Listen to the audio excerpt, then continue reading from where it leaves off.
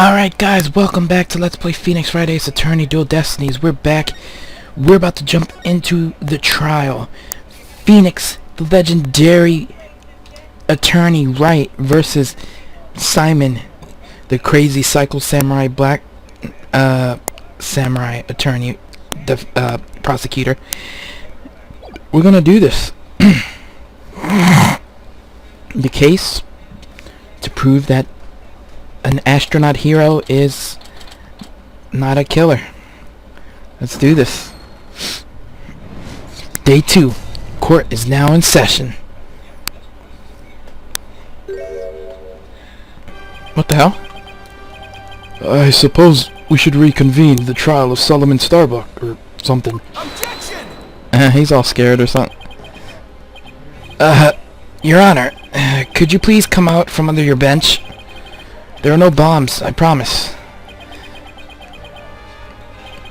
Oh, yes, my apologies. I'm still a little jumpy when it comes to trials involving bombs.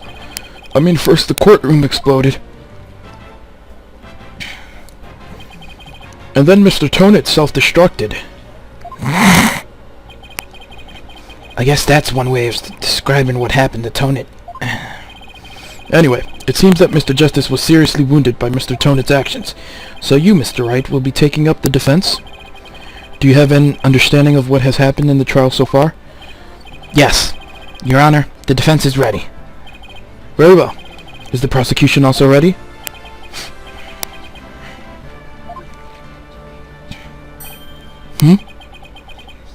I take it you'd like me to give the opening statement this time? Looks like the judge has become a pretty good mind reader. Well, he's certainly seen more than his fair share of colorful prosecutors. That is definitely true. You could say he's something of a veteran of sorts. Definitely. Let's see. In the previous part of this trial, we learned that the victim, Clay Terran, escaped from Launchpad 1 carrying the defendant, Solomon Starbuck. There were explosions on the second floor of the Space Center and on the rocket itself. The two astronauts used the Launchpad 1 corridor to reach the boarding lounge. And how could the victim climb down the ladder if he was carrying the defendant? That was the mystery that needed to be solved. But Mr. Justice proved that the victim was killed in the boarding lounge. Prosecutor Blackwell, were you able to discover any new facts related to this point? Upon further investigation, we discovered an oxygen tank fragment in the lounge. Surprisingly, it would appear that Justice Stono's argument was correct. So that means the testimony of the first two people on the scene are suspect. There were two people who claimed to be the first on the scene, but can we truly trust their statements? Let's see. The two people were Detective Candace Arm and the old dude. She warned us that the old dude was a compulsive liar, and we lost Candace, sadly. And just as our team was about to cross-examine Detective Arm, the courtroom bombing incident occurred and the trial was put on hold. That accursed fellow. He killed my witness. He killed Detective Arm.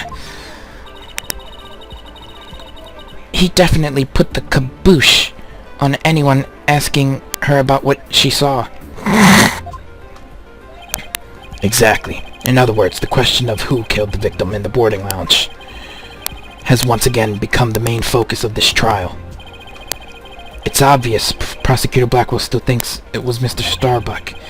Fulbright said that Blackwell has a thing against the astronaut. Nevertheless, the defense argues there was a third person in the lounge, and that's who killed the victim. To make such reckless claims in a courtroom takes a bold man, or a stupid one. There was no third person in the boarding lounge. Or have you gone dotty already? Old man. Objection! I'm not old! We'll see who's the dotard after I trounce you with my years of experience, little boy. In any case, Mr. Starbuck claims he saw someone leaving the lounge. Furthermore, a Space Center employee also saw a suspicious figure at the scene. They saw a third person.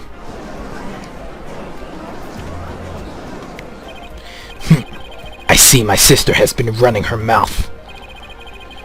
That's right. I almost forgot that Aura is Prosecutor Blackwell's sister. No matter. She didn't see this mystery person's face clearly.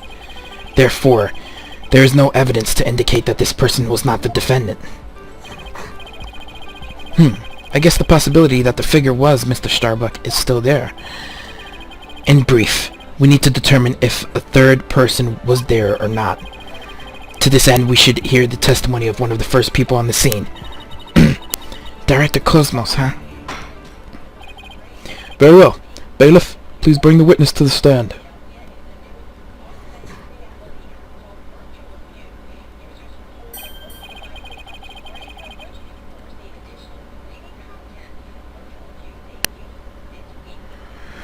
Why, I believe I've seen you before in the newspapers.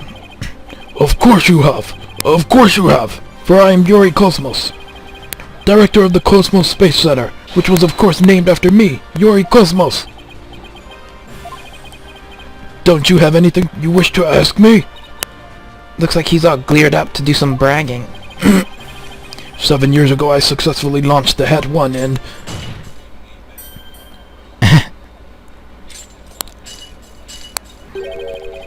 Everyone already knows how brilliant you are. Even I'm trying to hold back my tears at seeing such a great man standing before me. So could you please proceed directly to your important testimony? Ha ha ha! I see! This fine young lad has the proper appreciation of greatness. Then allow me to begin my epical testimony that will be recorded in the annals of history.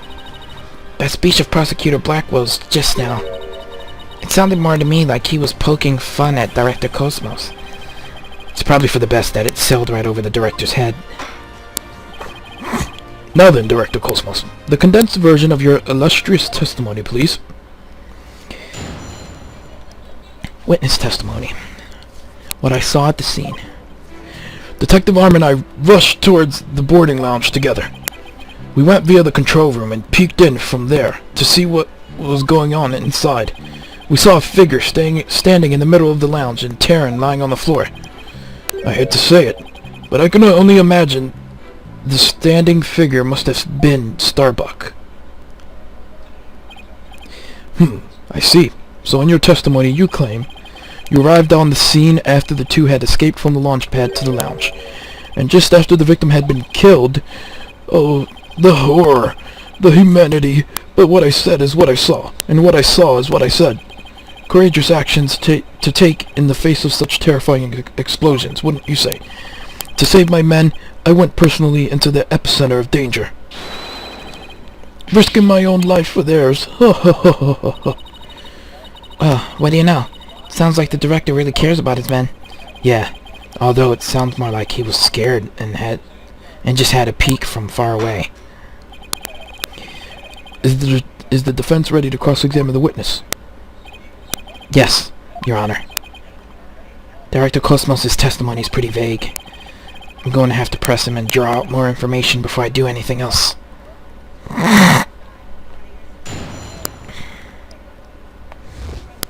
Alright. Hold it! Where were you coming from? The 6th floor. We were making sure any stragglers made their way to the 4th floor. It was then we heard about Starbuck and Taryn and hurried to the 3rd floor. On my galactic scooter here, of course. Why do you keep calling it galactic? Does it have something to do with space? Of course. It's specifically designed to be used on galactic battleships. I see. Then I take it works in 0G too? Sadly, no. With the current state of technology as it is, I'm afraid it would just float around and be galactically useless. Well, that's a galactic bummer. I see. So you rushed to the boarding lounge on your space-age pogo stick, and when you got to the scene, what did you see?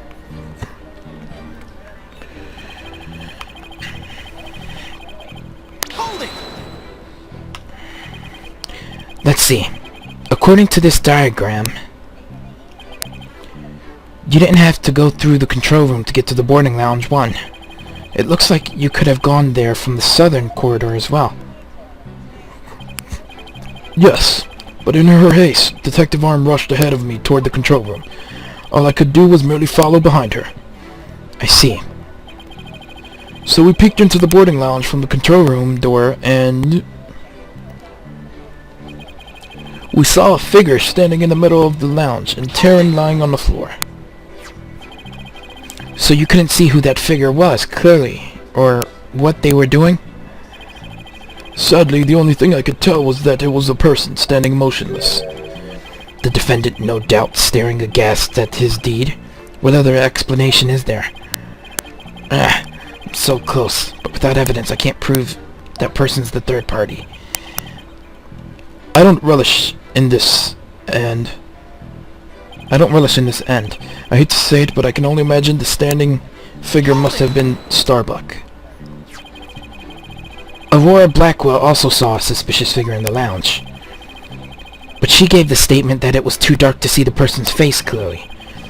Did you see this figure's face clearly? No, not clearly. The lighter they were holding illuminated the area around their feet at the time. But other than that, I could see little else.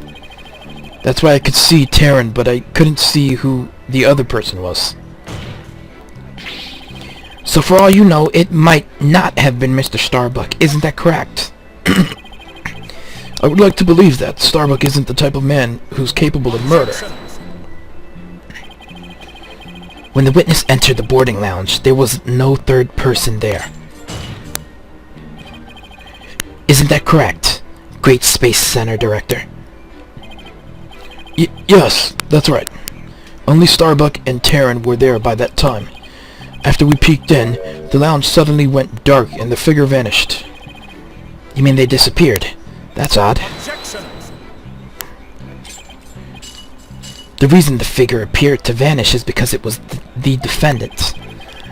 When the witness weren't looking, he fell to the floor and feigned unconscious. Hold it. Hold on. Director Cosmos, did you ever take your eyes off of that scene? Just for a brief instant, about as long as it takes for a shooting star to go by. If you took your eyes off the scene, then this third person could have escaped during that time. But what escape route could this person have used? The direction opposite the control room, the southern door to the elevators.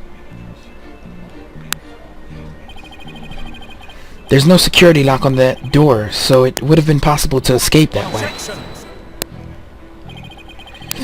All things are possible, right, Dono? The real question is, do you have any proof? Well... If we're just talking possibilities, we could each profess whatever we'd like. An inmate who used to be a university professor and lunar researcher used to say that there is a kingdom of little green men who live under the surface of the moon. As long as they don't punish us in the name of said moon for what we've done to it. But I say, where's your proof that this quaint kingdom exists? He's calling your theory a work of fiction, boss. And he's right. I don't have any proof yet, still. The southern door was a possible escape route. I'd better make a mental note of that. Director Cosmos, may I ask you a question? Yes? Why did you look away from the boarding lounge? There's actually another tale of bravery behind the answer to that. It was when Detective Arms saw the figure and raised her gun. Being a great humanitarian and protector of mankind, I tried to stop her. What? You're saying Detective Arm raised her gun as soon as she saw the figure? I imagined her instincts as a detective told her they were the killer.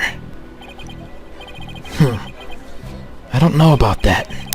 And were you able to prevent Detective Arm from firing her gun? I'm afraid I was too late. I was unable to stop her. She identified herself clearly, and then she fired 2 warning shots at the shadowy figure. This information about Detective Arm's actions sounds critically important. Please add it to your testimony.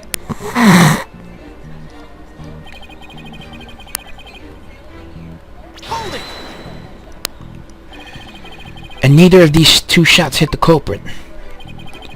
That is correct. The detective appears to have missed on purpose.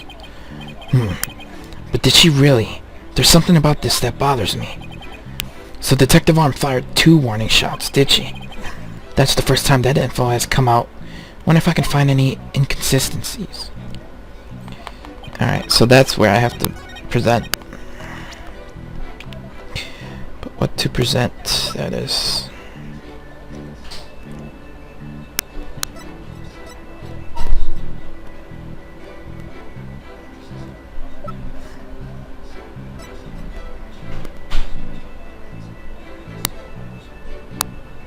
Objection!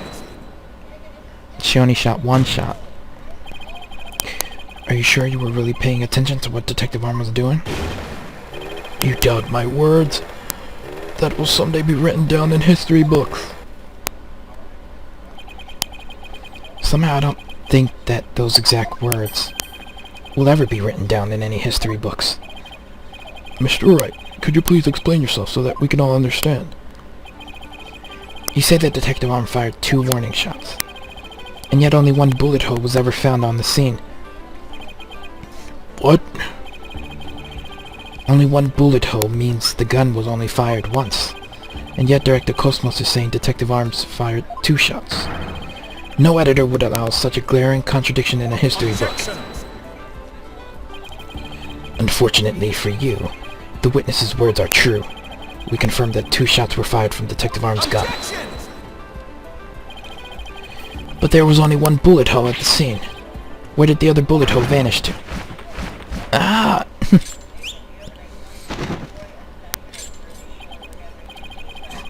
You should know the answer to that already. I should? During the previous trial, a certain oxygen tank was presented as evidence. We've already discussed that it was ruptured in the lounge, have we not? Well, it appears that the thing that ruptured it was a bullet. A bullet that was found near the tank, to be precise. This bullet was fired from a .38 caliber gun, the same caliber as the detective's gun. What?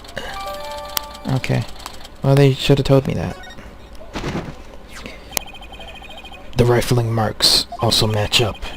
There's no question that the bullet was fired from Detective Arm's gun. Rifling marks. They're like a gun's fingerprints on a bullet, correct? And examining the rifling marks on a bullet can tell us the gun it was fired from? One of the bullets the detective fired found its way into the holographic image display. The other bullet came to a stop near the victim's oxygen tank. The evidence confirms the director's statement that the detective fired 2 shots. My beautiful contradiction. Gone. All gone. So that bullet hole was from a .38 caliber, huh? I better update the record. Okay. Very good. Now we know the fate of both of the shots Detective Arm fired. Mr. Wright, does that clear up all of your questions? Detective Arm fired 2 warning shots. One hit the holographic display, and the other hit the oxygen tank. Does that really clear up everything about what happened at the scene? No. No, Your Honor, it doesn't. Detective Arm fired 2 warning shots from a .38 caliber gun, but that doesn't explain the existence of a certain piece of evidence found at the scene. A piece that points to the existence of a third person. Oh? Very well, but it won't do to keep us waiting, Mr. Wright. What piece of evidence suggests that? Well, the little tiny bullet we found from the .10 caliber. And what is this metal pellet supposed to be? Just a little something of a great importance. We found at the crime scene, Your Honor. You found it where? In a floor gutter at the crime scene. It looks like the police and prosecution both missed it. Furthermore, this is a .10 caliber bullet, making it much smaller than one of Detective Arm's .38 calibers. Then that means... Exactly. One more person must have been there in the lounge. A third person who had a gun that could fire 10 caliber bullets. I love Phoenix's on a roll music.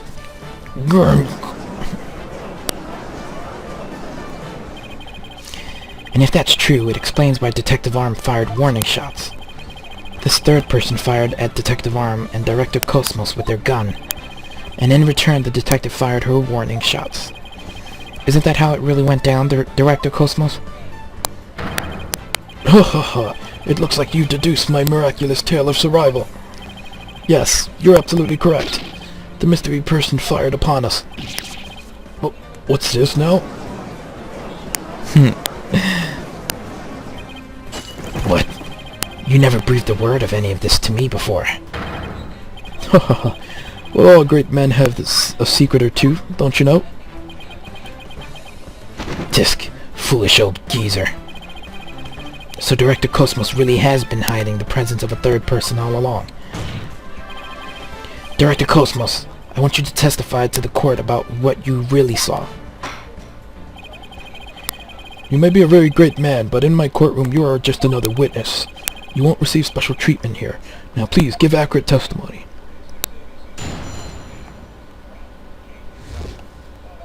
What I really saw at the scene. Detective Arm and I rushed to the control room together. In the lounge we saw a figure standing in the middle of the room and tearing on the floor. We were still in the control room to the east when the figure fired at us.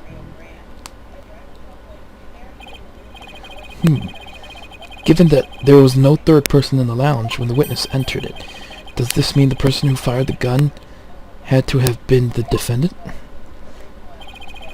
Not necessarily. It's still possible that it was someone else.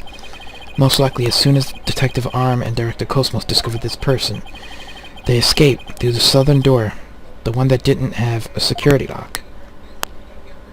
Objection! Double-edged swords are a tricky lot. Mishandle one, and it is you who is cut down. Huh? Your reasoning could apply if Space Boy were the killer as well. Think about it. After being discovered, he could have fired the 10 caliber gun. Detective Arm would have responded by firing 2 warning shots. All he had to do was feign unconscious to invent the possibility of a third person. Objection! But Mr. Starbuck didn't have a gun in his possession when he was found by police, nor has a gun been found at the crime scene. Its absence can only be explained if there was a third party who took it with them. Recall the existence of a trash chute in the boarding lounge. The defendant could have simply thrown the gun down the chute. Objection! But you can't deny the possibility of a third person even with the weapon. It's up to you to prove that possibility, and I trust you haven't forgotten my little piece of decisive evidence. What evidence? Why, the detonator switch that was found in Mr.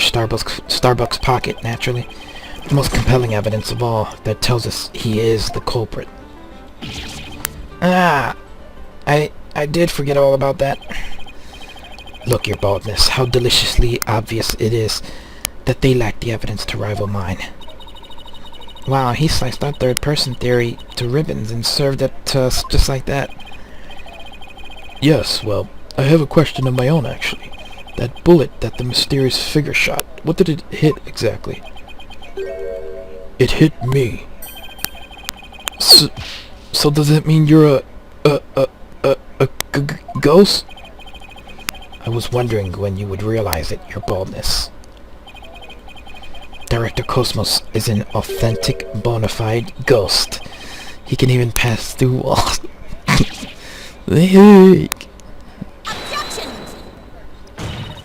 Prosecutor Blackwell, shame on you for teasing the nice old gentleman.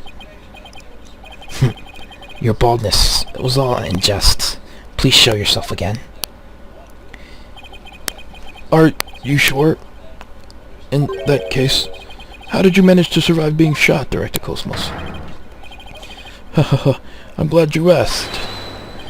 It was a miracle befitting a great history-making figure such as myself.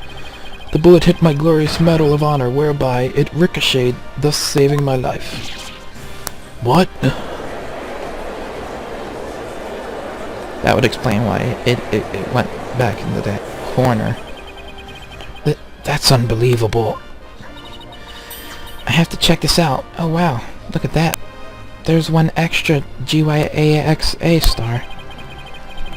The odds are literally astronomical. I guess it really was a miracle. The odds are literally astronomical. I guess it really was a miracle.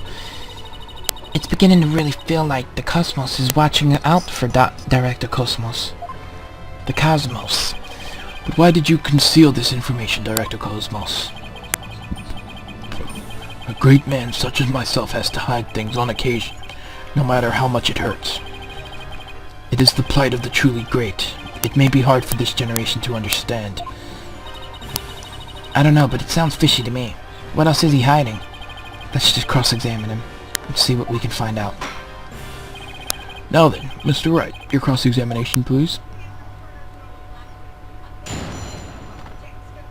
Alright. What he really saw at the scene. Detective Arm and I rushed to the control room together. In the lounge, we saw a figure standing in the middle of the room and tearing on the floor. We were still in the control room to the east when the figure fired at us. Hold it! So in other words, you were fired at while you were at the control room door. That is correct. There's something not quite right about that.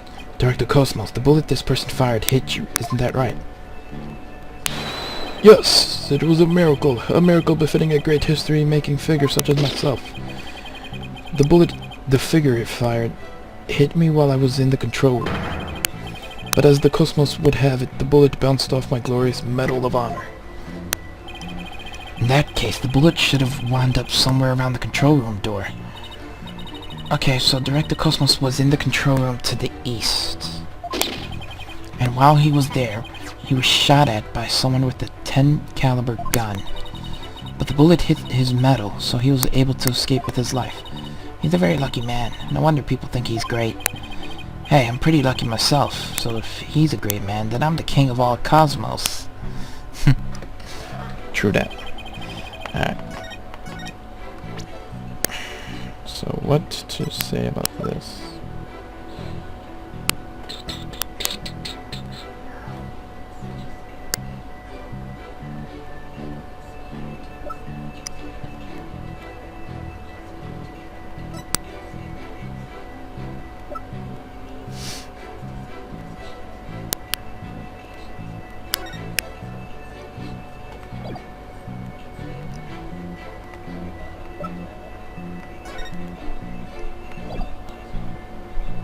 Objection! Oh, what the hell? I thought that was that Phoenix was blatantly giving it to me. That, what I had to do. We were still in the control room to the east when the figure fired at us.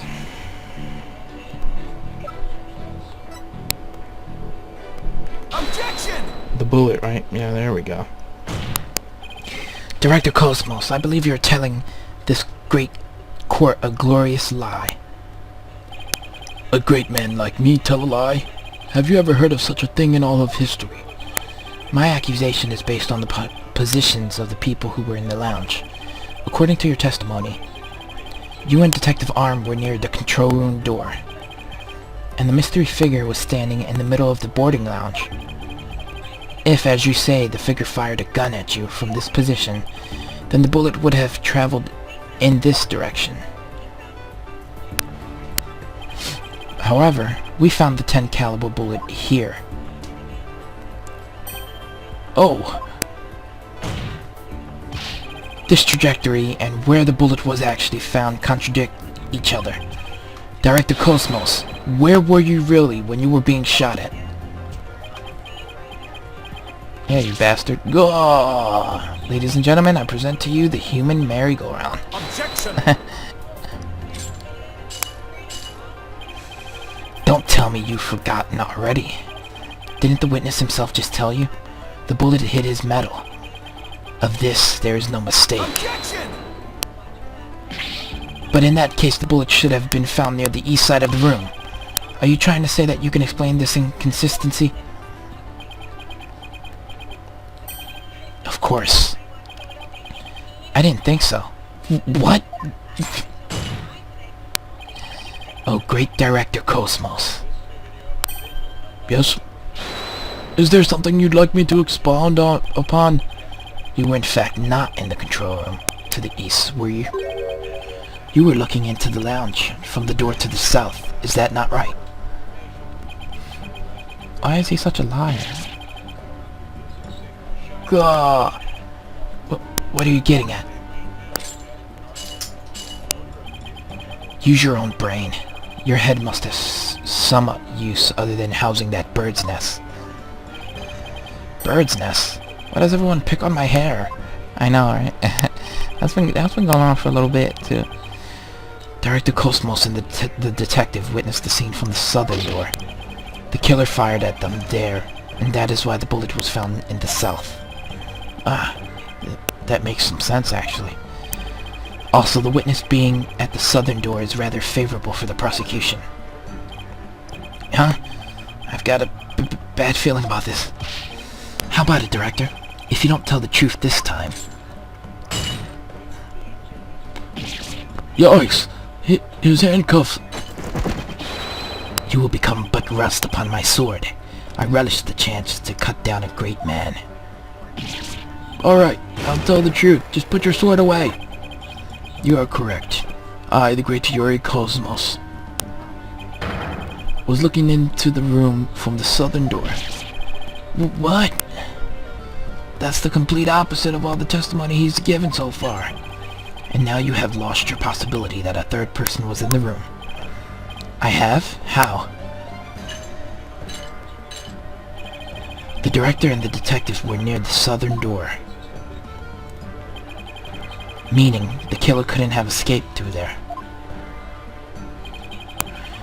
The western door required print recognition. The corridor beyond was filled with smoke. The only escape route left was the eastern control room door. And the only way to get through there was with Director Cosmos' fingerprints. Ah! In short, there would be no escape for any third person had there been one. Ah! My third person just disappeared, like in one of Trucy's magic tricks.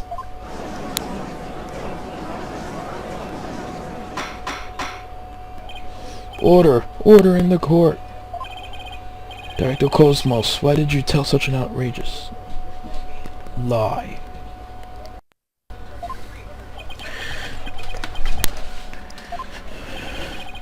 You were covering for the defendant. Isn't that right? Yes, it was all for the love of my men. If I said I was in the eastern control room, it would mean the culprit could have escaped through the southern door.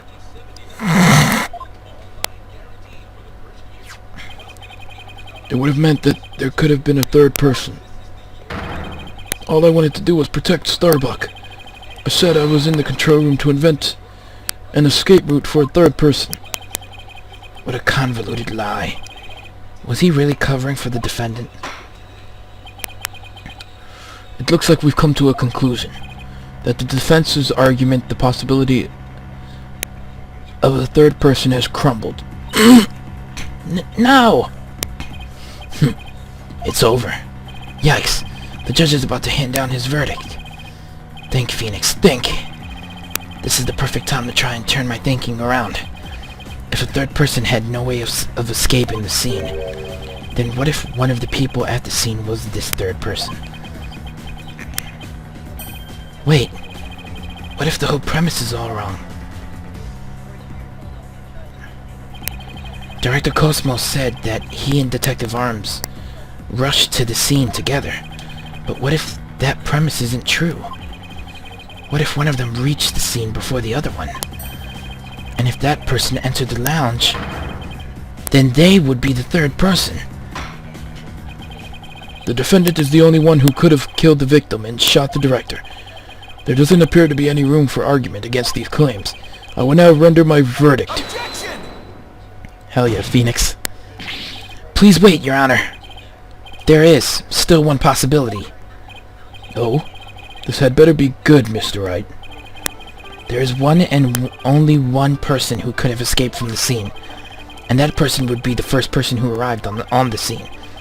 Then upon entering the boarding lounge, the second person to arrive come via the southern door. That's why the first person fled from the room, using an escape route that was accessible only to them. Very well. Let's hear more about this theory. Who is this one person who could have escaped from the boarding lounge? Candace, of course. No? I thought it was Candace! Alright, fine. Then is it, It's the what's-his-face.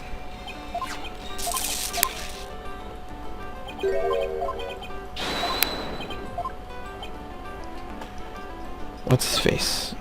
What's-his-face? Take that! What? But that's... Mr. Wright, what are you claiming here? Of all the people who were at the scene, only the witness could have escaped. The direct control room door, after all. But that means... Exactly. The true identity of the third person and our current witness is our current witness, Director Yuri Cosmos. What? What? Yeah, even Athena's shocked. They're like, what? Order in the court, I say. Mr. Wright, you will explain yourself in more detail. I assert that Director Cosmos arrived at the scene before Detective Arm and entered the boarding lounge alone. Detective Arm arrived after that and saw a suspicious figure who was actually Director Cosmos standing in the lounge. And that's why she fired those 2 warning shots. God, I've been hit. I've been hit on the starboard side. Captain Wright, it's a direct hit on the enemy ship, sir. A magnificent shot. Warning shots fired from the enemy ship. Prepare to intercept. Cosmos, you have told a lie in this court once again. I've been hit on the port side. The enemy has called in reinforcements. Earth to Cosmos, Control Center. Requesting permission to ask that you return to reality. But my ship will not go down to anything less than the ultimate weapon of evidence. Objection! But I do have evidence. In fact, you could say that your battleship bears its scars. No. If Director Cosmos is the third person, or a Blackwell saw, this third person fired on Detective Arm and Director Cosmos with their gun, and in return the detective fired her warning shots. Isn't that how it really went down, Director Cosmos? Ha ha ha! It looks like you've deduced my miraculous tale of survival. Yes, you're absolutely correct. The mystery person fired upon us. Director Cosmos must have been the one who fired the 10 caliber gun. When Detective Arms discovered him in the lounge, it only makes sense that he would have turned and shot at her. Therefore, the evidence on the director's body is of a different kind of relevance than before. Once we compare it against another piece of evidence, the mark that you received from the third party will be all the proof we need to prove that you were the one there in the lounge. Oh! Brace for further impact! Comparison against this piece of evidence will prove that you were the one in the lounge.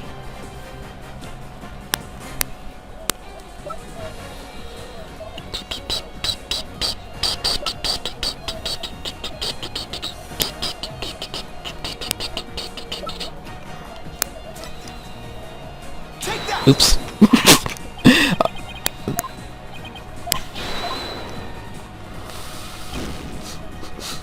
Sorry. I know which one it is. I know which one it is. I'm sorry. Booyah, booyah, booyah.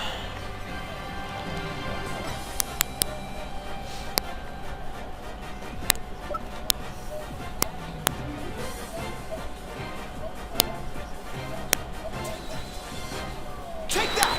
No! I'm sorry! I'm losing it. I'm losing it. I don't know.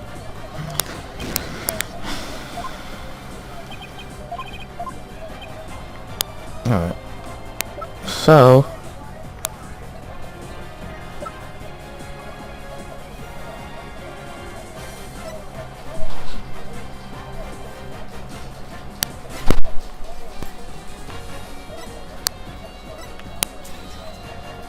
Take that! No, that's a failure. What?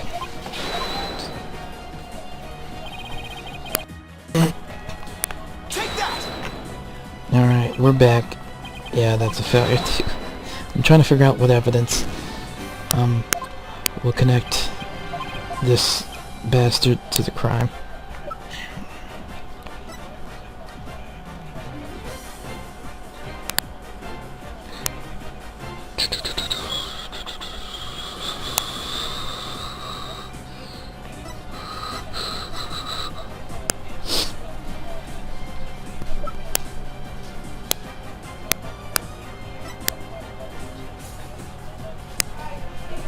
Alright.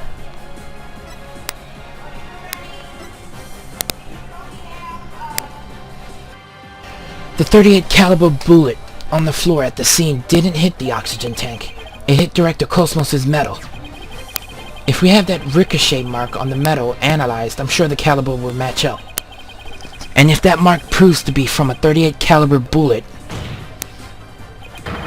it will prove that you are the third person we've been looking for.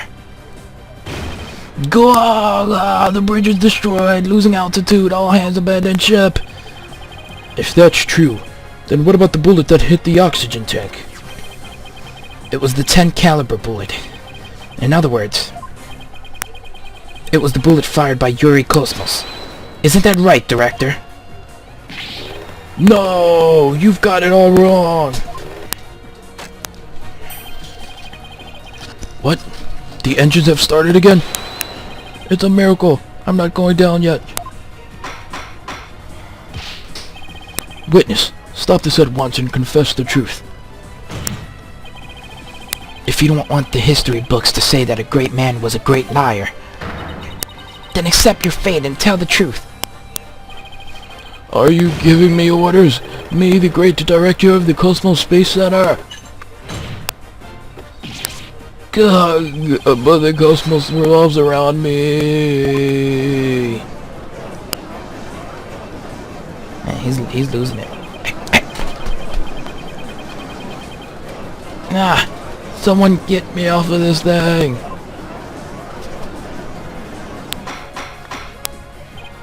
Order in the court. And will someone please stop the witness from spinning?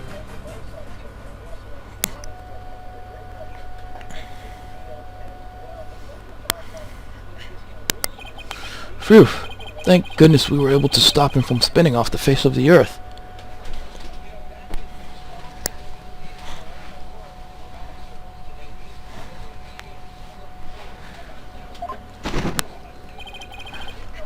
While he was twirling, I took the liberty of running an analysis on the mark on the metal.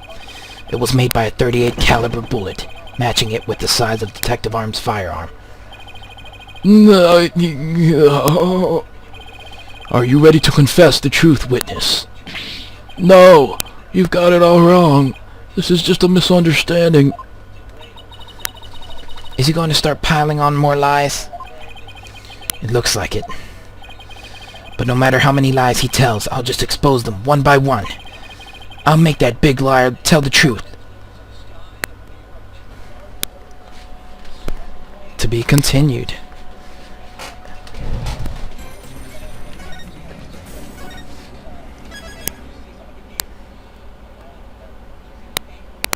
We're still in trial day 2. Alright, cool. Let's continue. Director Cosmos, a new possibility has been presented by the defense. They are claiming that you were this third person. Oh, forgive me. I'm so sorry. So the great pioneer of space development is revealed to be just another fabulous cur. I only have one question for the likes of you. Shall I send you off quickly or very quickly? Oh! The evidence doesn't lie, Director Cosmos, so don't try to talk your way out of this. But fine, I'll tell the truth. It's all just as you say, Mr. Wright. It's true that I was there in the boarding lounge. I got there before Detective Arm, and when she arrived, she fired warning shots at me. I was afraid people would mistake me for the killer, so I escaped to the control room. I then went past the elevators and on the way around to boarding lounge 1 again. I came up behind Detective Arm and pretended to be the second on the scene. What a troublesome old man you are, with such convoluted deeds and thoughts. I see. So then, are you still insisting that you did not kill the victim? Oh, of course I am. When I arrived at the lounge alone, I saw the true killer. The great Yuri Cosmos was a history-making witness. Hold it! Now hold on just one moment. We just proved a few minutes ago that the third person that Mr. Starbuck and Miss Aura Blackwell saw was you. No, it wasn't me. I saw the person as well. If I were the killer, why would I lie to cover for Starbuck? I would just leave him to take the fall. That is an excellent point.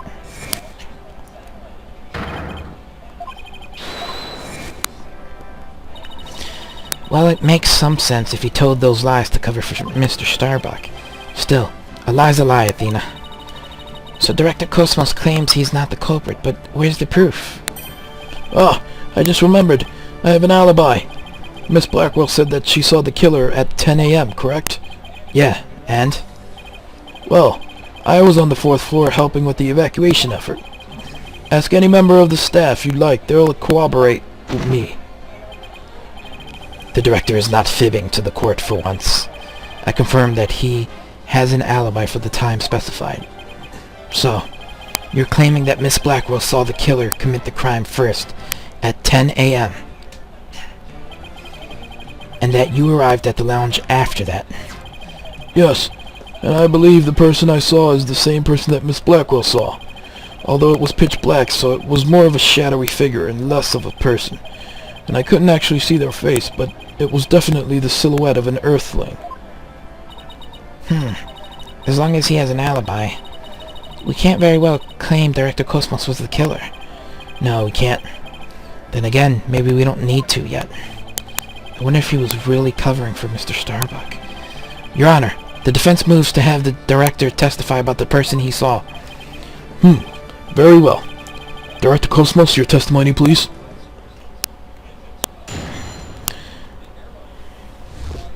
What I really witnessed. As I tried to enter the lounge, the true killer inside fired a gun at me. I hid to avoid getting shot, but when I tried to get another look, they had vanished into thin air. I was near the elevator side door and, well, the launch pad 1 door, and the control room door should have been shut tight to the killer. So you were shot at by the killer as well, and then they disappeared? Yes, though luckily no harm came to my glorious body. Unfortunately, the bullet hit Terran's oxygen tank. I know because I heard a pang. That must have been the sound of the tank being ruptured. Wait, but I thought the bullet hit his metal. That was Detective Arm's bullet, remember? Right. What a mess this is turning into, so let's see. Director Cosmos is claiming that when he found Mr. Terran and his killer, the culprit shot a 10 caliber bullet at him. Right, but it actually hit Mr. Terran's oxygen tank and ruptured it. And then the killer disappeared and the director went into the boarding lounge. When Detective Arm caught up and fired those warning shots at him, Judging by his medal, it looks like one of them almost took him out, too. Good summary, but that doesn't explain where our mystery killer went. Director Cosmos, I was wondering if you could elaborate on when the figure disappeared. I'm ashamed to admit I tried to hide myself when I was shot at, but when I peeped back into the lounge, the real killer was gone. I rushed into the lounge straight away to investigate, but what I found was Terran with a knife in his chest and Starbuck out cold on the floor. So we have a culprit who vanished from a scene that had no escape route. Vanished without a trace. It's truly like one of the great mysteries of the cosmos. A riddle of the ages, indeed, but I'd rather know. How a fibbing leech such as you can be lauded as great. A great man is always misunderstood in his own time, but he must remain true to himself even if those around him don't understand. Wow, that might be the first true statement he's said all day. But how do you suppose this person managed to vanish so suddenly? Simple, because it was Spaceboy himself. When he was spotted by the director and Aura, he quickly feigned unconscious. That would certainly take all the mystery out of the idea of a vanishing culprit. I want to raise an objection, but I don't have any counter-evidence. Director Cosmos, when you saw this person, did you also see Mr. Starbuck on the floor? No, because it was as dark as a black hole in there. I didn't see Starbuck until the other person vanished, and I entered the room. That wasn't exactly helpful. I'm prepared to accept your surrender, right, Dono? Right, Dono. I can't find any holes in this testimony, but I can't give up. Mr. Wright, why don't you let me help? Huh? While the director was giving his testimony, I detected a cacophony of discord, which means he's hiding his true feelings from us, huh? This just might help us find out what happened to our vanished killer. That'd be great, Athena. Let's see what you can do with him. You got it, boss. I wouldn't want to miss this chance to delve into a great mind. Yuri Cosmos, prepare to hand over the secrets of your heart to me.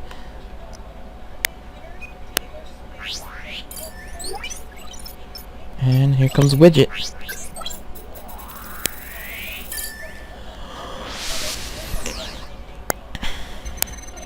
As I tried to enter the lounge, the true killer inside fired a gun at me. I hid to avoid getting shot. But when I tried to get another look, they had vanished into the thin air.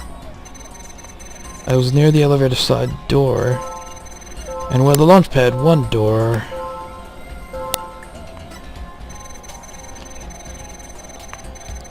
Alright, this is a weird emotion here. Why is he sad about the launch pad 1 door? What's up with that? Correct me if I'm wrong, but you seem to be afraid of that launch pad door. The great Yuri Cosmos afraid? And what basis do you have for that outlandish accusation? Whether I have any basis or not, you seem quite distressed by it. I am most certainly not.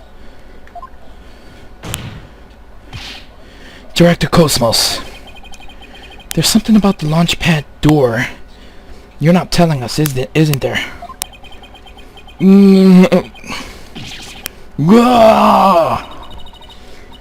Wow, he's speechless. It looks like you hit the nail on the head, boss.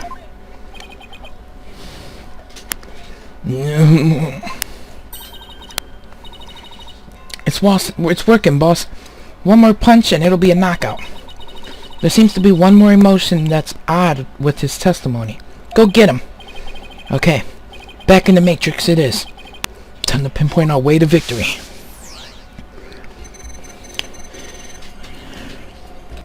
As I tried to enter the lounge.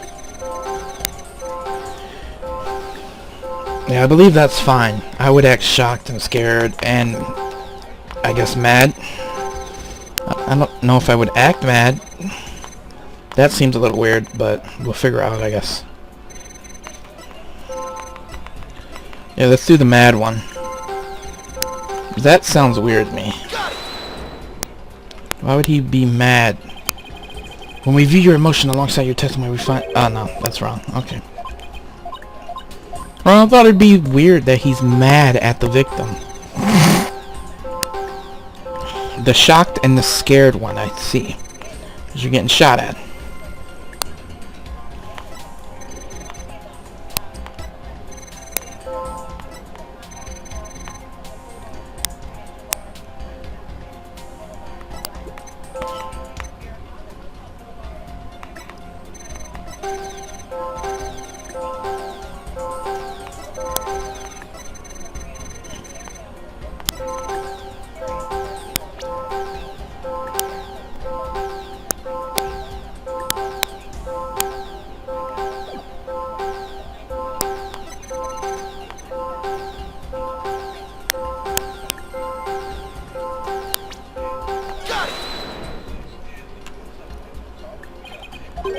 I don't like that fucking mad thing. It's weird.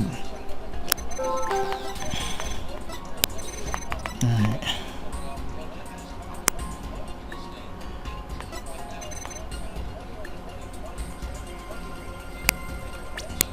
Got it.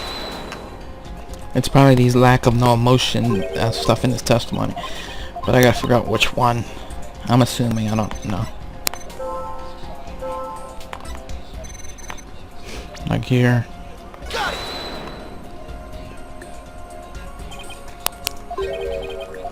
No? Okay. Alright, where's his unexpected emotion though?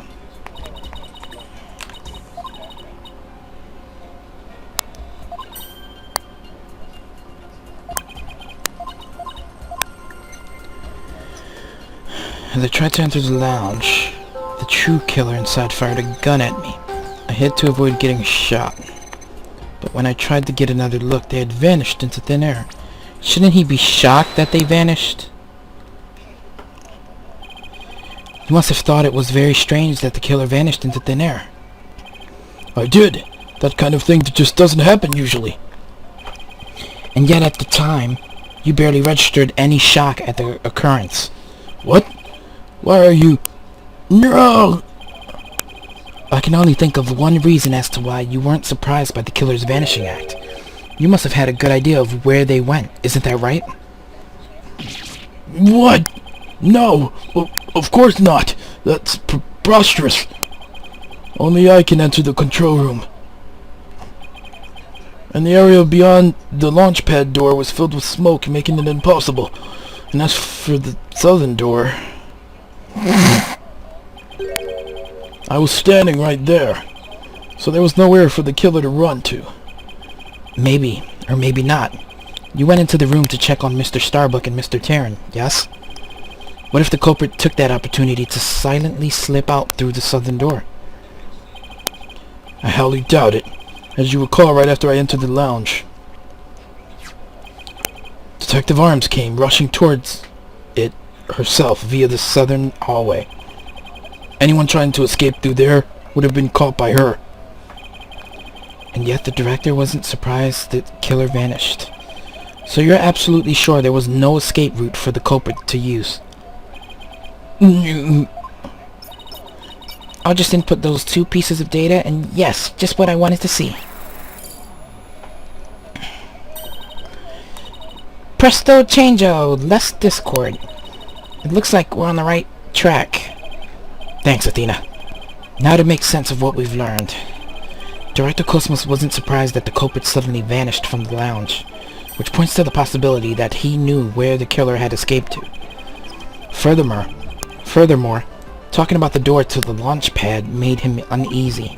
In other words, he's probably hiding something about the launch pad 1 door.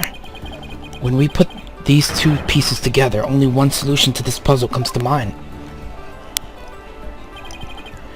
Director Cosmos, did the real killer escape through here?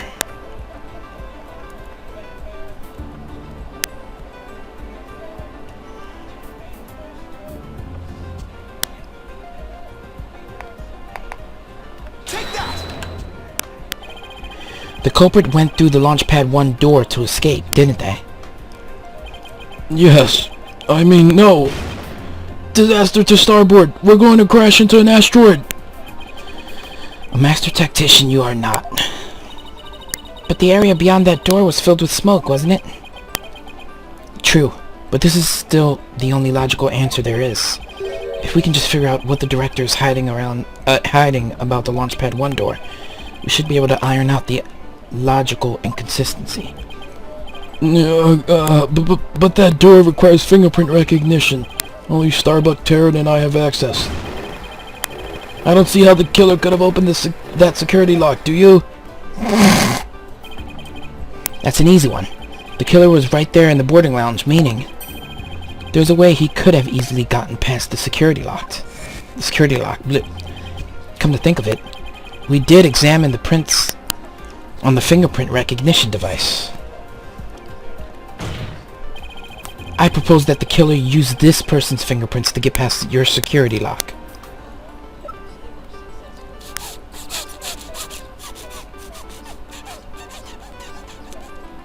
Take that!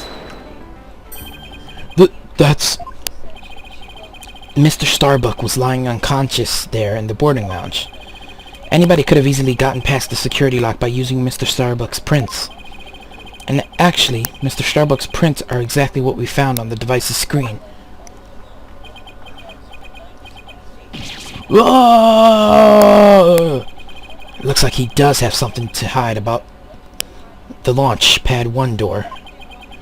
And I'm betting it's got something to do with the culprit's escape route. But I don't have enough information to see the whole picture yet. You know, something just occurred to me. Would you like to hear it? Huh? Oh, yes, by all means. There's a security camera in boarding lounge 1, right? The one that recorded the victim and the defendant? What about it, Your Honor? If the true culprit escaped into the launch pad 1 corridor, then that might be recorded on the security footage as well. Then the mystery would be solved. What do you think of my logic? You would think, like, really, do you think we wouldn't go to the camera first? I hope you didn't strain your faculties too much for that. Your baldness. I beg your pardon? Look, if we play the security footage beyond this point...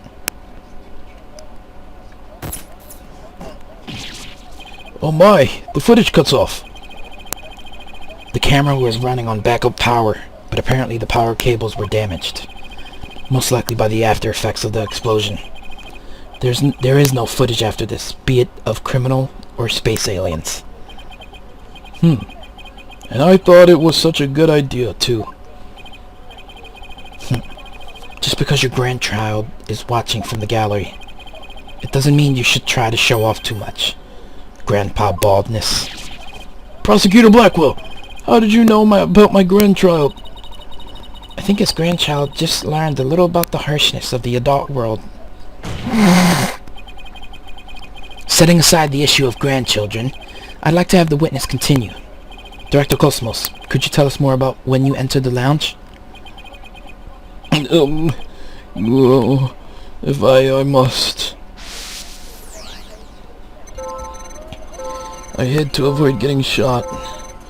After the killer vanished, I went into the lounge. But that's when Detective Armor appeared from the elevator side door. And then, the detective shot at me. Got it! How's mad not inconsistent? He should just be shocked and awed.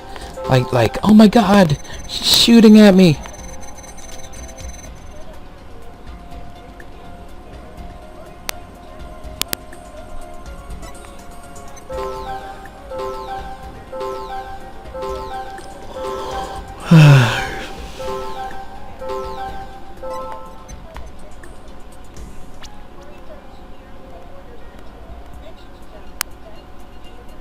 Got it!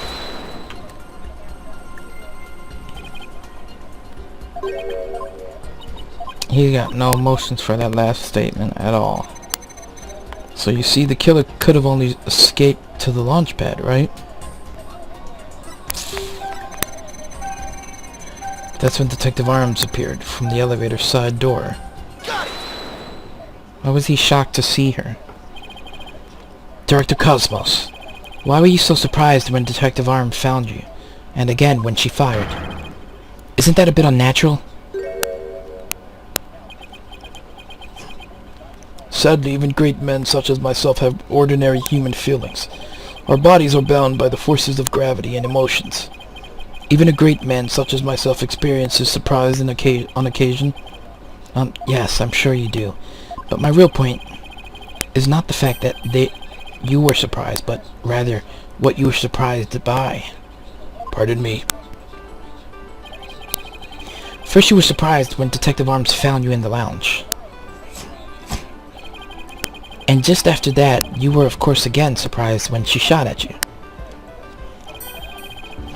But considering what you were surprised about, a strange phenomenon occurs here.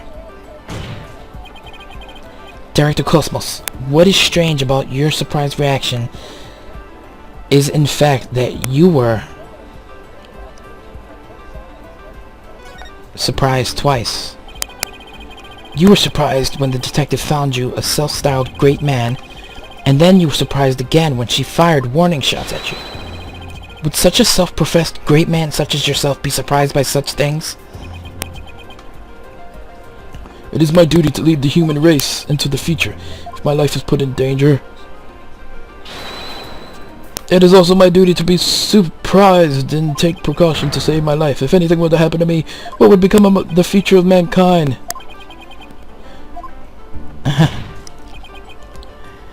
Okay. He was not surprised by finding the body as much as he was surprised about seeing Arm. Wasn't there something you should have been surprised about? Wasn't some surprised by? A brave man such as myself is not so easily surprised. But being shot at, now that would surprise anybody. Well, when you put it that way. What? He was more surprised when Arm came. Sure, you were surprised when Detective Arm shot at you. But the surprise you felt when she found you in the lounge was much greater. Good. The fact that you were more surprised by simply being found than by being shot at suggests to me that you were conflicted about whatever it was you were doing there. The enemy has acquired a new weapon. Commence operation hide under your desk. Ah! Please tell me I finally sunk his battleship. No, so close. Boss, I'm getting less discord now. That must mean he really is hiding something about that launch pad door. And whatever he's hiding, most likely, has something to do with the killer's escape. I wonder what it could be.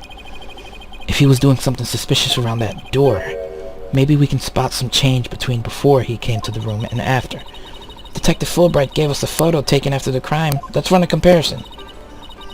Let's see. This is the footage of the door before Director Cosmos arrived.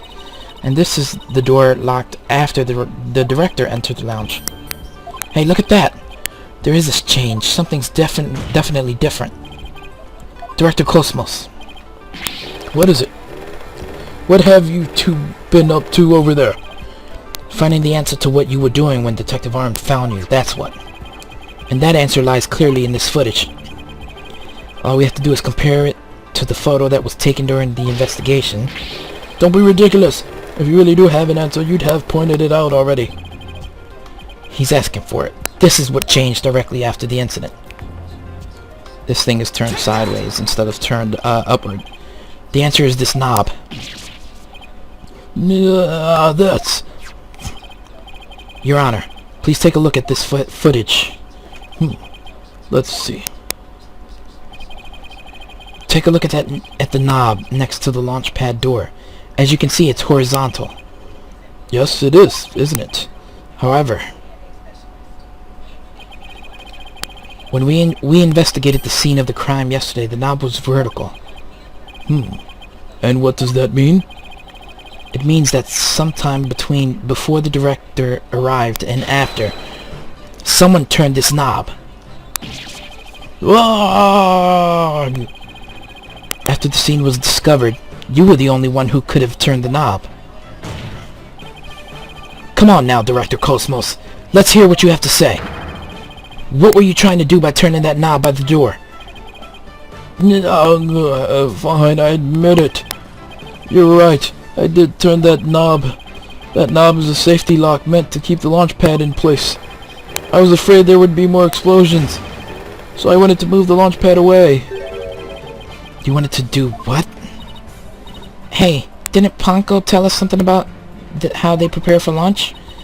She said that once the launch pad's fully assembled, it's moved to the launch site. Damn, so that got moved to the control room, that guy got out and left.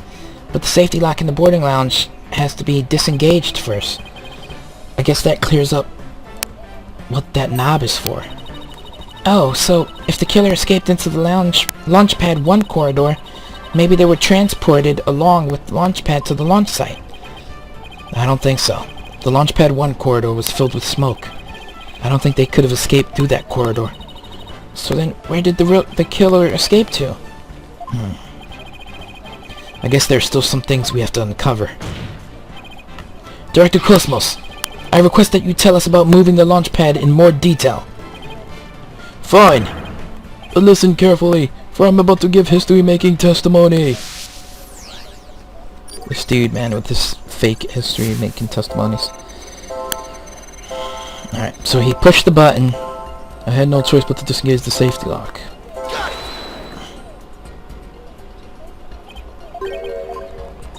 Okay, so it's the happy one. Well, he says that he had no choice, but he's happy about it. That's super strange. Yeah, bada bing.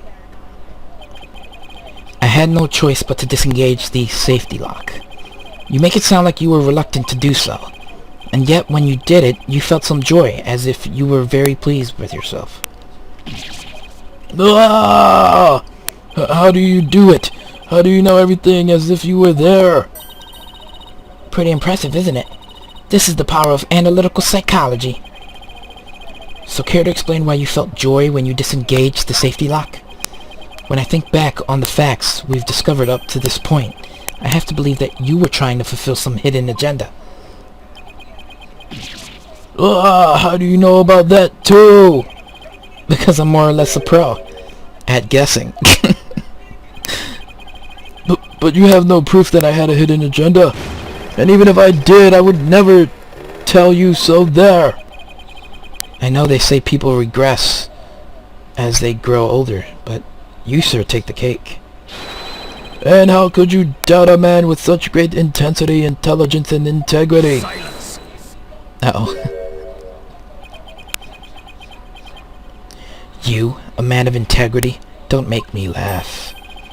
Prosecutor Blackwell? What came over him all of a sudden? You spouted nothing but falsities since you stepped up to the stand. You're not the kind of man that will be glorified in the annals of history. Not for greatness, anyway. Unless you consider greatest barefaced liar and honor. Liar! Gulp. His words bite harder than his blade. You moved Launchpad 1 after the explosion. My, how naive you are. You fail to realize how even the facts themselves have betrayed you.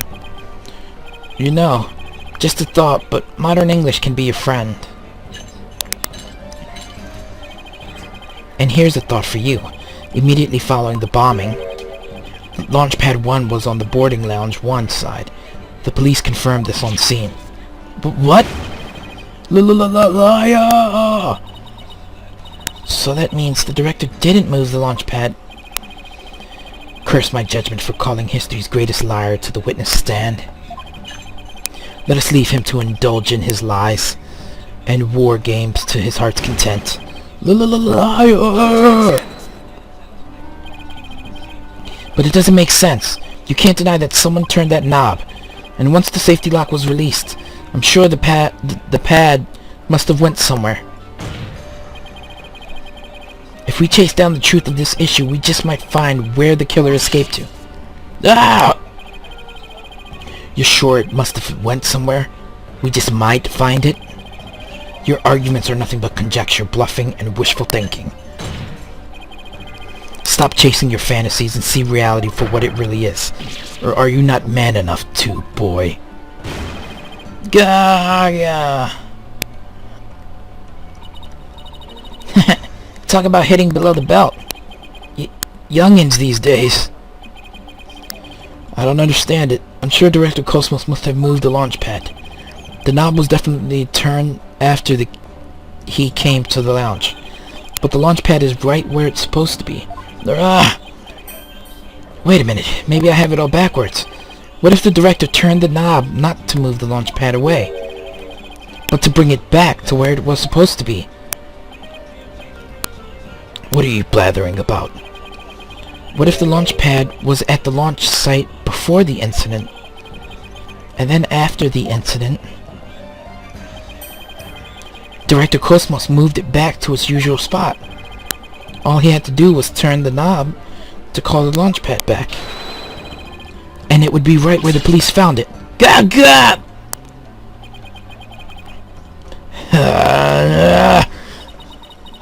You made him sigh like Mr. Starbuck.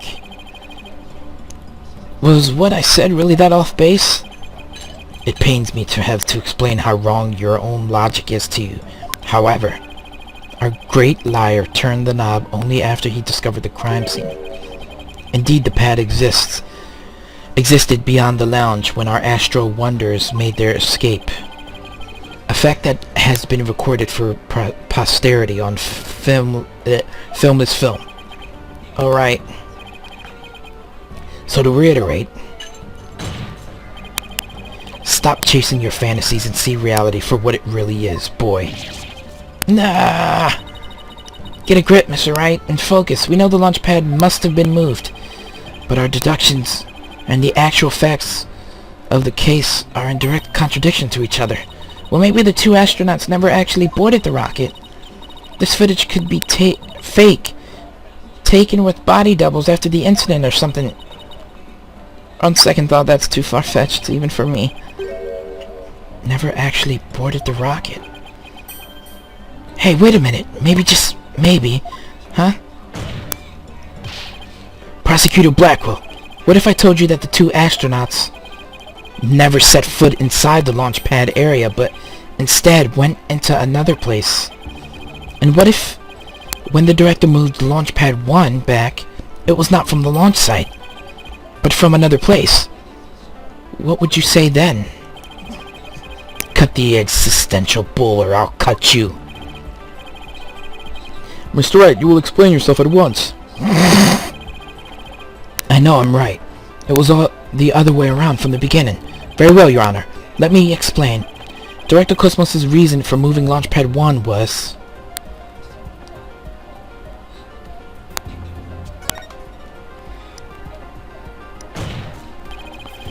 because he wanted to switch it with some other place. I am sorry, but did you say switch it? But what could he possibly have switched the launch pad with? Oh, you'd be surprised, Your Honor. All it takes is a little thinking outside the box, and the answer becomes clear as day. This is what was switched with Launchpad 1. Take that! Launchpad 1 was switched with the Space Museum? In the past, the Space Museum used to be Launchpad 2. It has all the same features as Launchpad 1, and can even be moved to the launch site. Meaning, the Space Museum and Launchpad 1 can also be switched with each other. You can't mean... The rocket the astronauts boarded was not the one in Launchpad 1. It was the one in the Space Museum. Damn. What? Balderdash! And yet, it's the only explanation that accounts for every riddle and inconsistency. This is how the Space Center was just before the incident. I see Launchpad 1 and the Space Museum have already switched places. That's right. And with two switched like this, the astronauts entered the Space Museum from Boarding Lounge 1. This allowed the true killer to enter Launchpad 1 from Boarding Lounge 2 and set the bomb on the rocket. Come to think of it, the door to the Space Museum from Boarding Lounge 2... Welcome, welcome! The Space Museum is open to the public every day of the year from 9 a.m. to 7 p.m. Exactly. Anyone could pass through the door to the Space Museum. There's no fingerprint recognition system on that door. There's no fingerprint recognition system on that door. In other words, with the two launch pads switched like that, something other than Mr. Starbuck could have easily planted that bomb. After setting the bomb on the rocket, the culprit snuck into Boarding Lounge 1 and waited there, concealed, in order to kill Mr. Terran when the two astronauts emerged from the Space Museum.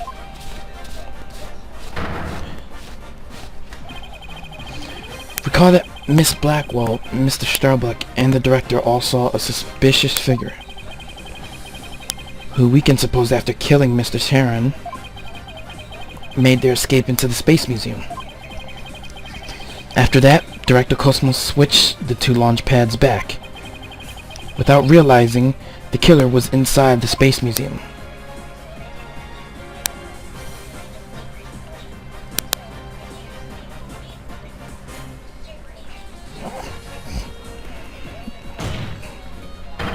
The killer then left the Space Museum and made a clear getaway. No! Right, Donald. I see you know how to handle a sword and handle it well. Perhaps I should call you Swordmaster Bluff? I'm a seasoned warrior who has cut down many a prosecutor. Silence. But unless you can prove your theory, it's no better than a rusty sword. That's right. You have no proof I switched the launch pads. Somebody needs a better anger management counselor. If the launch pads really were switched, there might be a record of it somewhere. At this point, Launchpad 1 and the Space Museum were switched with each other.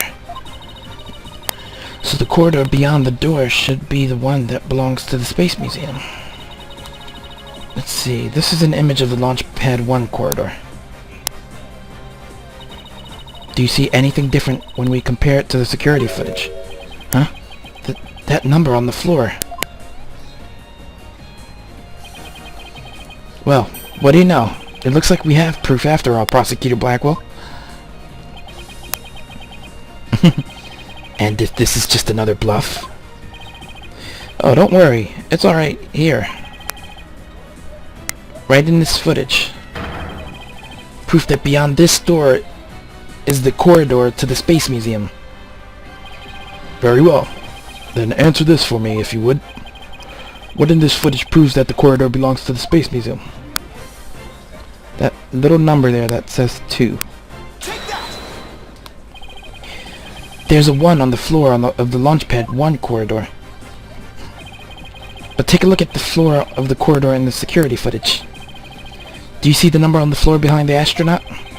It doesn't look like a 1, does it? That's because when you see it what you see is actually part of a 2. What? Why is it a 2 and not a 1? That's because the corridor you see is the one to the Space Museum. Gah! No! And so that means the corridor in this footage was not filled with smoke. That's right, because the explosion didn't occur in the Space Museum.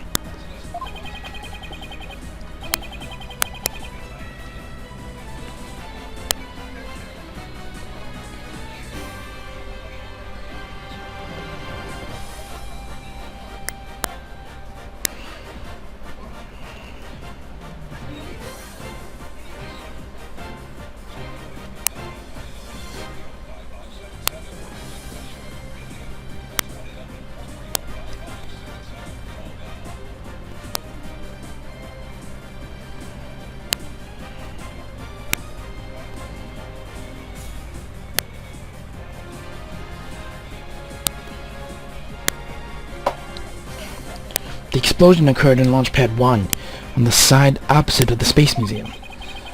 And now that we know the two astronauts escaped from the Space Museum, the mystery from the previous trial of how they got down the ladder is cleared up. Mr. Terran, carrying Mr. Starbuck, simply took the elevator from the upper level down to the middle level. Just incredible. The two launch pads were actually switched. But you'd think someone would have noticed on the event of this magnitude. An event of this magnitude. Everyone was down in the basement shelter when the launch pads were swapped back. There's no way anyone could have known what was happening on the surface. And there's all the noise level.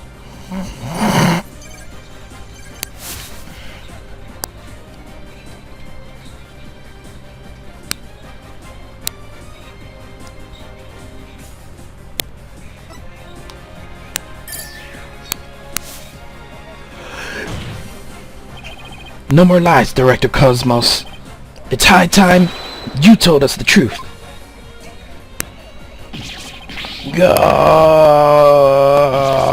My honor, my glory, everything is slipping away. Time to deploy my ultimate weapon. Galactic engine ignition. What? It's gone haywire. Nah, it won't stop. Yeah. My stars, my glory. Yeah. Yeah. Yeah. No, not that way. Yeah. Yeah. Damn. Bailiff, on your steed and after that witness. The bailiff has a steed? Really? Crazy. That's a cool bailiff. I see we managed to retrieve you before you came into any bodily harm. Director Cosmos, do you admit you switched the launch pads? I admit it's true. I switched to Launch Pad 1 for the Space Museum. It is good to hear words I can believe for a change. Before you do, Your Honor, two things. First, we don't know if Mr. Terran had prior knowledge of the switch. As for Mr. Starbuck, he was unaware of his surroundings thanks to his medication. Either way, Mr. Terran would have realized the instant he stepped into the Space Museum that it had been switched with Launchpad 1. So my first question is, if the Space Museum was perfectly fine, why did Mr. Terran feel the need to put on such a dramatic display? As for my second question, I'd like Director Cosmos to tell us why he switched the two launch pads to begin with. Please, I can't. I exercise my right to remain silent. But I will say my hands were tied. I was only doing what I could to keep my men from getting caught in that blast. The director is terrified. He must have one heck of a reason for not wanting to explain why. Probably not a good time to try to pry it out of him, huh? Excuse me, but would you mind if I picked up my stars? Without my badge of rank, I'm nothing. I don't see why not. Bailiff, help the director retrieve his stars.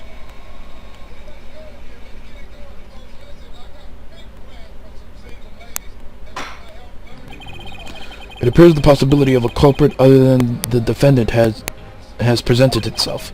Mr. Starbuck, is there anything you wish to say? I don't get it. Don't get it? What don't you get? Director, why did you do all that? From the very beginning, you never meant for the launch to go ahead, did you? You tricked us. Mr. Starbuck. Starbuck, my boy, I'm sorry. I can't tell you the reason why. but I had to do it to protect the Space Center. Director, will I ever get a chance to go into space again?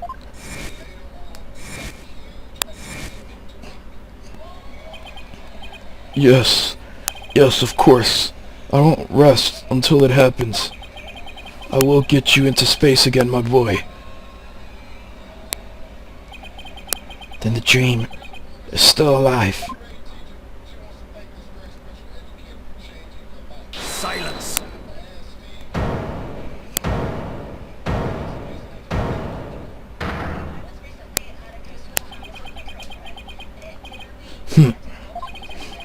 You're not going into space, Starbuck. But prison, I won't have it any other way. Why are you so hung up on him? Yes, I accept that the launch pads really were switched.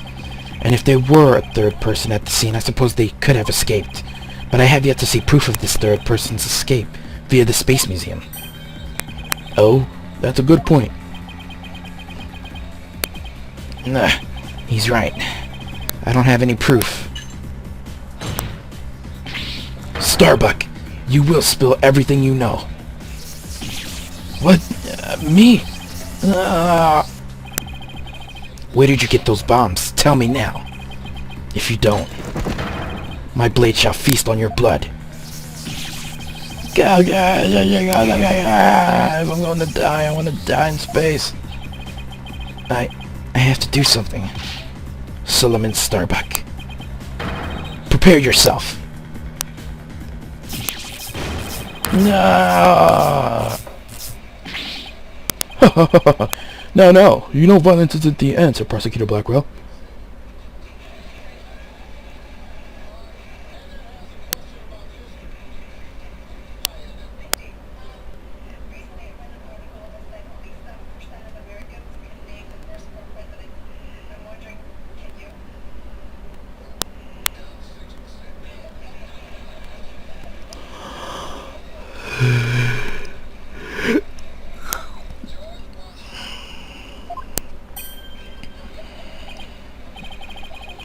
Ugh, that annoyingly cheerful laugh. It can't be none other than...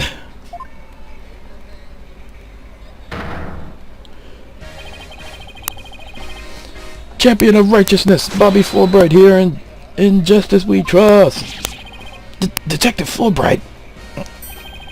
Sorry to keep you waiting, Mr. Lawyer. I hope I'm not too late. I don't believe we had an appointment. I tried to hurry, but I ended up helping a little old lady cross the street. And then I had to break up a cat fight. I tell you, justice sure is a full-time job. Was it a fight between cats, or... Why are you here again? Because the defendant isn't the culprit, and I came to make sure that justice is served. I don't have any idea what you're talking about. Fulbright. I always thought you were a bit touched in the head. But have you finally succumbed? Nope, but it looks like you've succumbed to this phantom of yours. Open your eyes and let the evidence of justice uncloud your judgment. What evidence? Come to think of it, he did say something about finding us some evidence. Thank you, C2. I feel a lot better now. I've been able to clear out my chest. I'm going to work extra hard to find that perfect piece of evidence for you. I didn't think he was serious, though. So, what is it, Detective? Is it something that will prove Mr. Starbuck's innocence? It is indeed. Have a look at this. What's this? A lighter? That's right. A lighter thought to have been used by the culprit, no less. The Space Museum's cleaning robot picked it up. It has the victim Clay Terran's blood along with his killer's fingerprints on it. What? Gah! Oh, crap. Did he analyze those fingerprints already? Order! Order! Detective Fulbright, can I assume that the fingerprints don't belong to the defendant? You bet!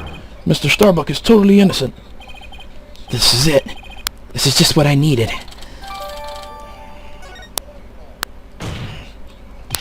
Your Honor, this is decisive evidence that supports the defense's earlier claim. Explain yourself, Mr. Wright. With pleasure, Your Honor. Recall where this lighter was found. Based on what we can extrapolate, that after the killer murdered Mr. Terran, they escaped with the lighter in hand into the Space Museum, where they dropped it. The switching of the two launch pads occurred. Then finally the killer left through boarding lounge 2 and made their escape. Meanwhile, Mr. Starbuck was found in boarding lounge 1 after the murder. A fact that Director Cosmos has testified to, therefore, Mr. Starbuck couldn't have possibly been the one to drop the lighter there. Silence. But the defendant had free reign of the area until Director Cosmos appeared. Could he not have dropped the lighter in the Space Museum during that span of time? Objection! You'd like that to be true, wouldn't you? But Director Cosmos testified that right after he saw the mysterious figure with the lighter, he went into the lounge and found the unconscious Mr. Starbuck. In other words, Mr. Starbuck wouldn't have had the time to double back to the museum. No, Prosecutor Blackwell, this lighter could only have been dropped by the real killer.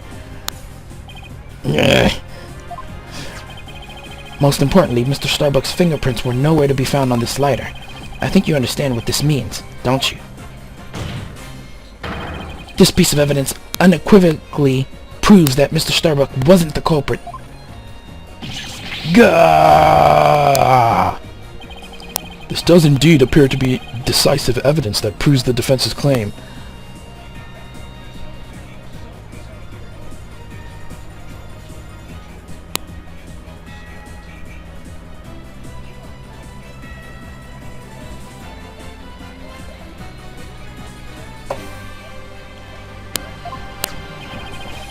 As for the remote switch that was found in Mr. Starbuck's pocket, we can assume it was planted by the killer on the unconscious Mr. Starbuck. No, there must be some mistake. Frankly, Prosecutor Blackwell, I've been worried about you. You've been chasing this phantom for 7 whole years. I understand your urgency because tomorrow... Silence. Fulbright, you promised never to speak of that. Huh? Tomorrow? What about tomorrow? Given the body of evidence, I think it's safe to say the defendant is innocent. In light of the fact that it was impossible for him to have committed the crime, a few unanswered questions remain, so I look forward to seeing what you two uncover. But for now, this court finds the defendant, Solomon Starbuck... Yay! Not guilty! Got her not guilty. You're going back into space. Phoenix has like a normal face, when Apollo always had a smug face when he won. Yes, we did it, Mr. Wright. Looks like we pulled it off somehow, huh? With some help from Detective Fulbright. Mr. Wright, Miss Sykes, thank you, and please thank Apollo for me too. You all are the best. Oh, I wish we could tell Apollo Mr. Starbuck's verdict right now. Yeah, me too. But that's going to have to wait. Now that a verdict has been reached, I'd like to bring today's trial to a close. Court is adjourned. Objection! What? Court's already over, dude. It's too late to object, isn't it? It simply isn't possible. Something's wrong. Prosecutor Blackwell, are you dissatisfied with the verdict? Fulbright, what were the results of the fingerprint analysis for the lighter? Huh? The results? Well, I was in a hurry, you see, and then there was that catfight, and well... I kinda got carried away when I heard the prints weren't Mr. Starbuck, so... You have yet to read it? Prosecutor Blackwell, can you read out who the prints belong to? Upon thorough analysis, the fingerprints were found to belong to Athena Sykes. So says the report. What? What the hell? What? What? Huh? Me? What the hell?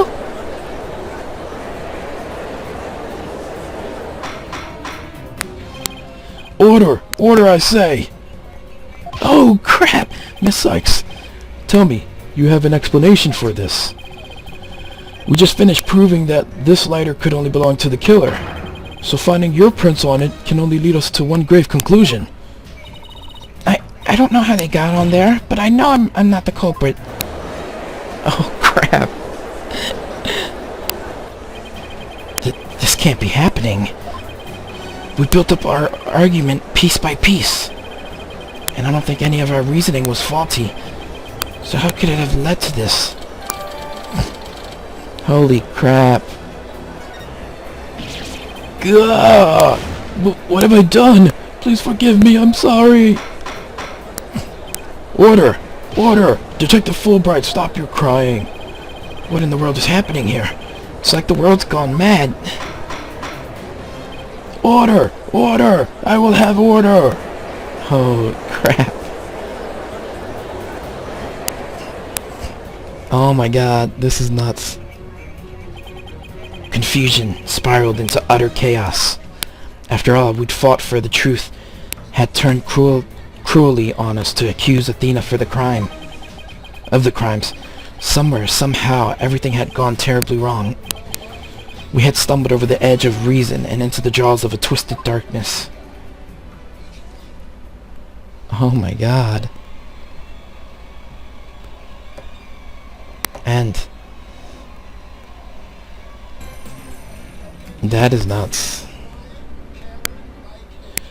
Turnabout for tomorrow. This is the final episode, so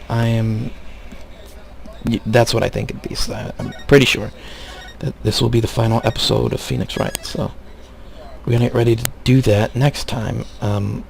Yeah, I guess we start investigating why Athena's prints were on that lighter. That is so weird. I don't think she would do this. I don't know. See you guys later.